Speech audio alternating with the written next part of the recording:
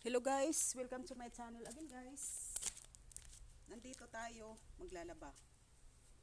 So kasi ang araw natin ngayon ay napaka crazy.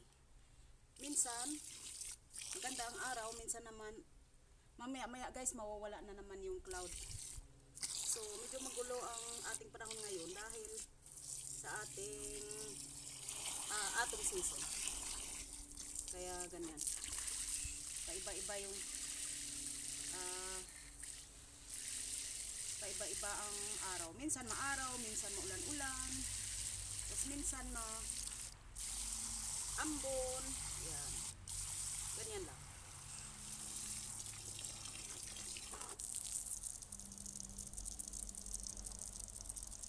So, paliguan natin yung cellphone natin. Hindi. So,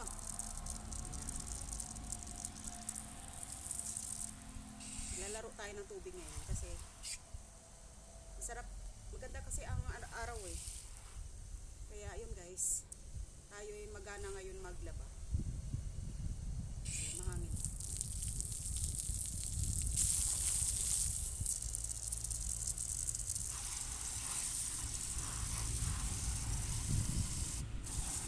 So ito yung pang physical ano ng anak ko, physical activities.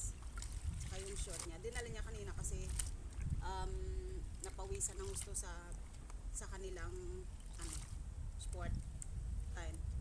So ito naman yung pang winter ko na sweater. Saka ito naman yung pang winter na winter trouser. But that is very heavy. Napakabigat kasi nga pang winter. So ayan. So pwede namang labahan sa washing machine, kaya lang gastos pa tayo sa kuryente. So I just wash it with my hands because to save electricity. Para makatipid tayo sa kuryente din guys. Ganun naman lagi. So kaya yung ganito yung damit ko. So ito siya mahaba kasi pang malamig talaga ito. Kaya lang kasi sa umaga kanina kasi 14 degrees Celsius lang below sa umaga. Sa gabi naman 10 degrees Celsius lang. Ayan. So, itong damit na ito, pang lamig talaga ito. Kaya inano ko siya. Sinuot ko kasi nga malamig kaninang umaga. Tapos sinundo ko yung anak ko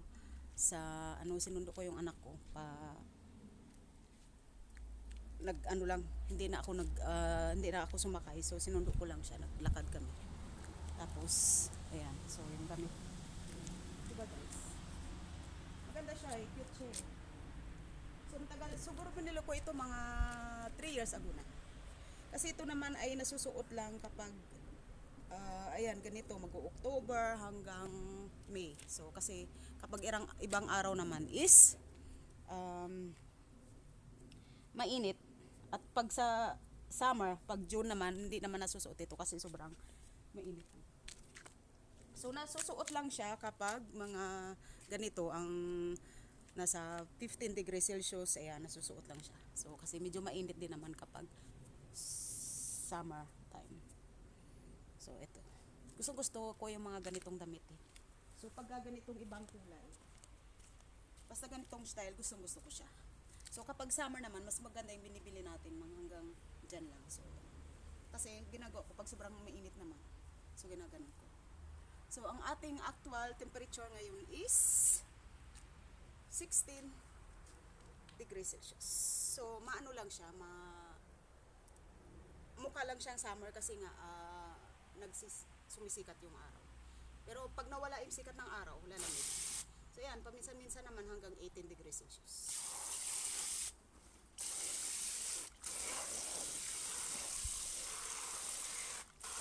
Kumbaga, kaya pa yung ganitong suot, kaya pa. Tapos ito naman ang ating liquid na sabon. So lalagyan ko lang siya ng konti kasi hindi naman yan madumi guys. Binabad ko muna kanina, mga 1 oras mahigit ko binabad bago ko siya labahan. So kasi bukas may pasok na naman ako. Another trabaho na naman. So kaya laba-laba muna.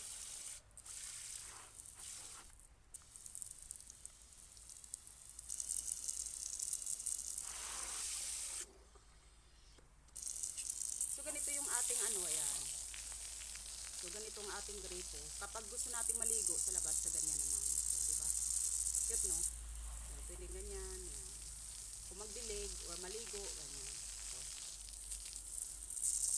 Tapos, ito ay tinatanggal naman natin siya, guys. Yan. Tanggalin natin.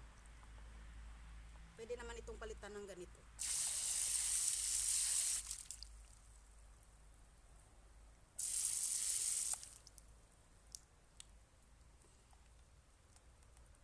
Madali lang ito tanggalin eh, pero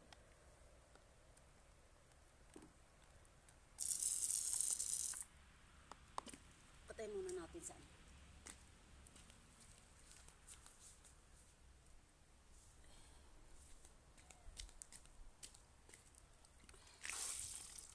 So ayan, pinatay muna natin doon sa pinakapuno. At ayaw. Kasi madulas yung kamay ko, may sabon eh.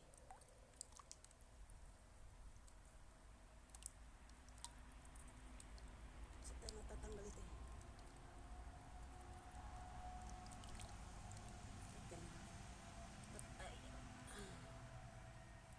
Minsan madali lang itong tanggalin. Ayan, so, ayan. Tapos pwedeng palitan ng ibang klaseng ganito. Kung ganitong part, kung gusto nating walang ganitong adjust. So, ganyan. Ayan. So, madumi pala yung loob kasi iniwan ko ito sa labas ng mga ilang araw. So, maraming mga ang pumasok. Yung langgam. So, ayan. Diba?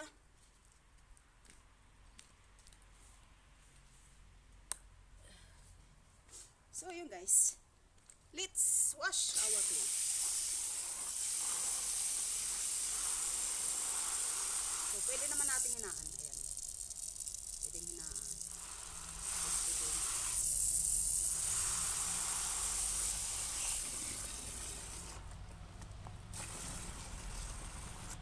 So, yun guys. Laban na tayo.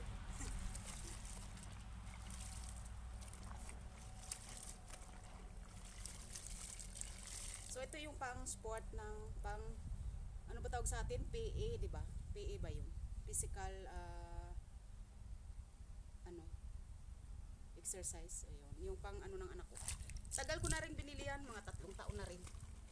Kaya lang kasi pag bumibili ako, maalaki na. So, pinapatambay ko muna siya ng mga ilang buwan sa aparador. Para kasi kapag malaki, dahil alam mo nyo guys, bumibili lang ako kapag sale. So, kasi alam ko naman yung gagamitin ng anak ko eh. So, kaya binibili ko na siya habang maaga pa. Tapos ito naman yung pang lagyan niya ng, kasi sa nila sa school, di ba? Yun yung nilalagyan nila ng mga gamit nila, sapatos at short. Saka extra na brief at saka sando. So ito naman, nilabhan ko ng extra kasi yung ganito niya, yung lagayan niya ng gamit niya sa doon sa school, nasira. So ganito yun, yung dala ng anak ko galing sa Pilipinas. So, alam nyo guys, ang laman lang ng ganito niya, yung dala niya sa school. Ito lang, itong short, saka itong t-shirt, saka isang sapatos. Pero nasira na agad kasi ang quality na binili ng anak ko, hindi maganda. So, akala ko nga, sabi ko nakatipid na kami. Sabi ko sa kanya, sa anak ko noong 2 weeks ago, sabi ko, ito na lang gamitin mo, makatipid tayo, sabi ko. Yun pala, pag hindi maganda ang quality guys, hindi ka rin makakatipid. Kasi, minsan, alam nyo, sa totoo lang, nakakabili naman ako ng mga mura dito na maganda naman ang quality. Kahit sa Pilipinas din. Kaya lang may time talaga na pag inano ka, pag hindi maganda yung yung nagkataon na hindi na ang napili mo hindi maganda ang quality, talaga madali siyang masira. So ito naman, dati sa post ko, nagpo-post ako, wear your heart always, kasi yan may heart kasi yung aking aking sweater, kasi nga ginagamit ko ito kapag ganito nga malamig. So yun. At ito naman ang pang winter guys. O yan. Ang bigat, oh. Yun, oh. Tingnan mo. Yan, yan ang pang winter. So, mabigat. Nilalagyan siya ng tubig. So, nilaban ko na para ready na sa November. Kita tuloy yung panty natin. So, yun.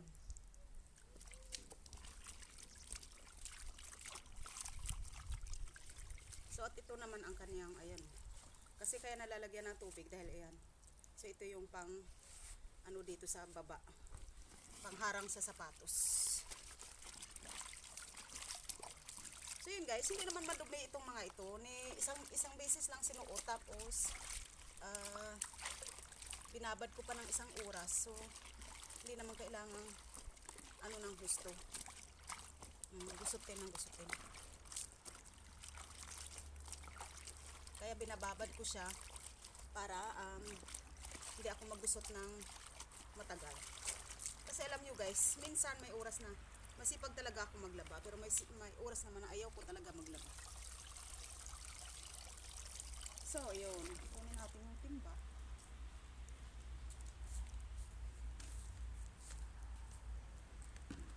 So, dapat bawal maglaba sa labas. Pero, dahil nga yung lupa natin is sariling lupa ng aking anak. Kaya,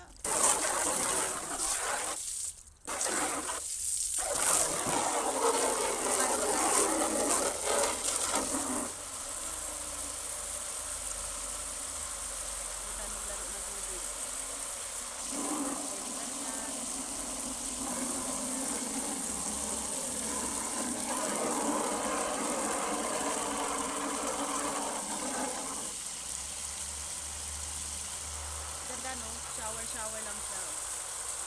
So kaya ganito ginagawa ko kapag summer. Sa labas ako naliligo.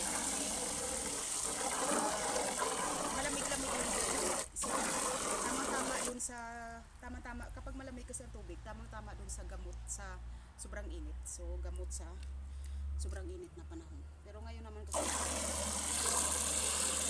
tama lang ang panahon, hindi siya mainit at hindi rin ganun ka lamig. So, pwede natin siya dito, na-adjust natin. Ayan guys, dito ang adjustan. So, yan, gagawin natin. Pag ganun lang natin, hindi na natin hawakan. Tapos hindi na natin hawakan. Maagos siya. So, ano naman natin, ayan o, mako. Ayan. So, pwedeng ipindutin na natin yan. Hawakan natin the whole time. Pero, kapag may ayaw naman natin siyang hawakan, pindutin lang natin sa dito. Ayan. Diba? Ganyan lang. So, habang magbabanlaw tayo dito sa kabila. Pero kahit hindi ko na nga banlawan ito uli, isang banlaw lang kasi hindi naman marami itong, hindi ko naman nilagyan ng maraming sabon. So, para tipid na lang tayo ng tubig, ganyan na lang, isang beses na lang. Kasi, katulad nga ng sinabi ko guys, hindi naman yan madumi. So, tipid pa tayo sa tubig, tipid pa tayo sa trabaho at pagod. So, ayan. So, dito natin siya sasama. Matutuyo pa yan. Bukas pa yan siya matutuyo. Hindi naman yan siya agad-agad matutuyo. Kasi, dahil nga ang panahon natin is, so, hindi naman ganun ka init. So, ganyan ang gawin natin. Diba? So, ilalapit lang natin ng kunti. So, yun guys. Ang ating bahay-bahayan. So, kaya dapat tayong mga labandera, dapat lagi tayong nakangiti. Kahit pagod na tayo, kahit sobrang mainit, nakangiti tayo, huwag tayong masungit. Kasi, kagaya nga ng, sinasabi ng iba na, kahit gaano man yan kapagod, kung lagi tayong nakangiti, ay nagagamot natin ang ating sariling pagod. Ganun lang siya. So, kapag ayaw ko siyang ubusan ng the whole energy ko, so ganyan lang. Kasi, matutuyo naman yan pagdating ng ilang araw. Pero sure, bukas matutuyo na yan siya. Kasi, Ang weather namin, ayan, nakikita natin guys, yung weather. Ayan, biglang nawala yung araw, sikat ng araw. Biglang umambon.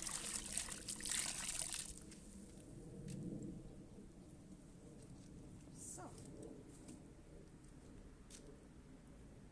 kaya, ang temperature natin ay lumalamig-lamig din. Kapag, ganyan ang araw.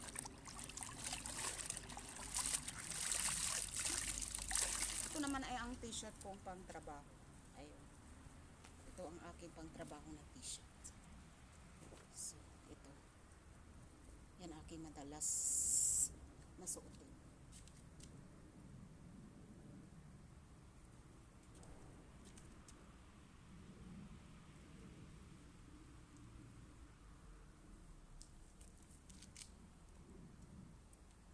So, yan. So, ito naman ang napakabigat na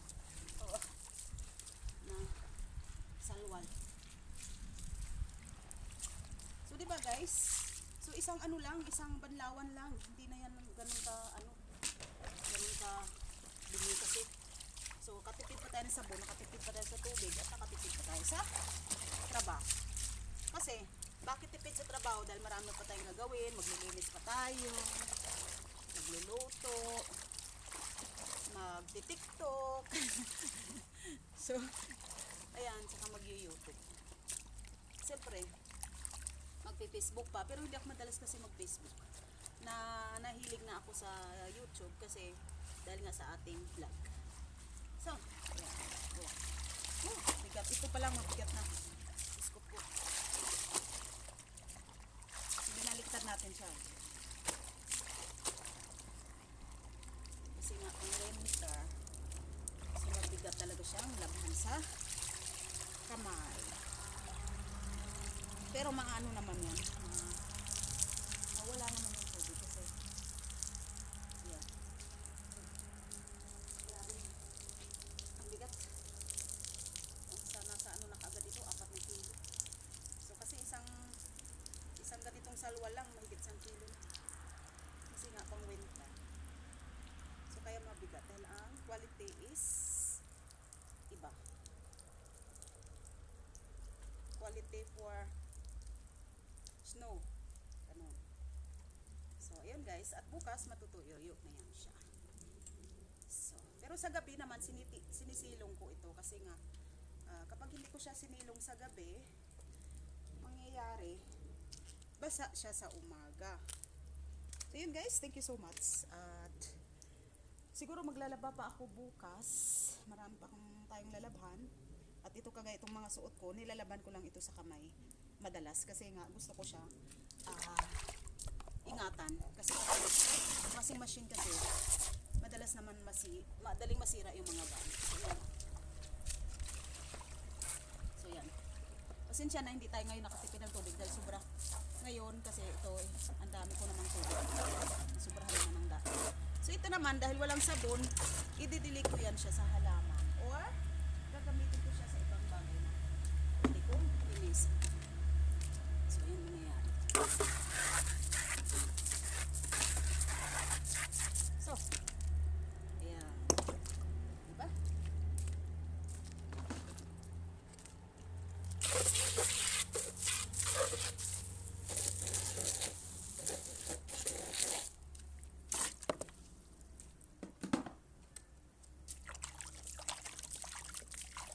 Grabe guys, no?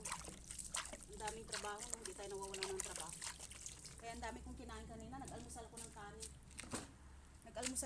kanin. Nagprito ako ng isda. Saka yung gulay, yung natira kahapon, ininit ko lang. So, yun. Okay na guys, ayun na. So, ganun lang tayo. Lalo na lang tayo ng tubig. So, yan. So, pwedeng ganyan. So, yun. At pwedeng ganyan. Yan. At pwedeng ganyan. So, yan. So, kung mabilisan naman, ay paganyan natin, di ba? Shower. So, cute. Ay, Maria! Na, ayan oh. Lumusot guys oh. Yan. Kasi maluwag. Maluwag itong hose. So, papatay muna natin doon sa gilid. Hahay, basa ako, basa. So, ayan na, tanggal na. So, kasi maluwag eh. So, ang gawin natin, i-repair natin siya.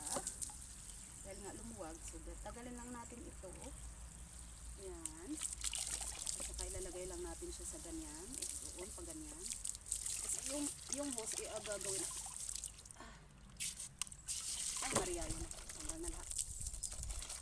So, ayan. So, dito guys, ayan, pagkatanggal. Kasi yung hose, lumuwag. Ayan. Ganyan lang natin. I-repair lang natin.